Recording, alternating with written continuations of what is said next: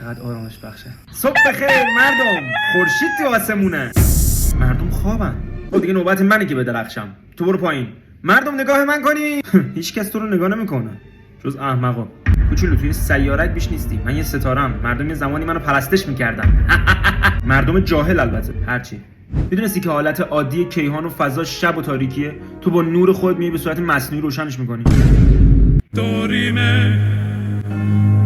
مردم اگه من نبودم چطور میخواستم ویتامین دی تامین کنم؟ قرص ویتامین دی 5000 عزیز دلم. باشه تو چه فایده‌ای داری؟ آبل مرغوم. اولا مردم وقتی میخوام به هم دیگه بگن زیبایی میگن مثل ماه میمونی.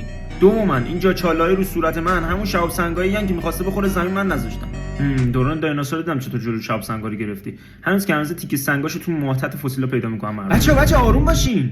ماه نوبت توئه که بری پایین. من داشتم میرفتم شروع کردی چرت و پرت گفتن. چی شده؟ ببین کسوفت می‌کنم. فوش دادی؟ نه کسوف فوش نیست خورشید. ماه گرفتگیه، یه چیز طبیعیه. حیف که مدارم به مدارت نمیخوره. من نه مادر تو صفحه‌ام پوفی. ای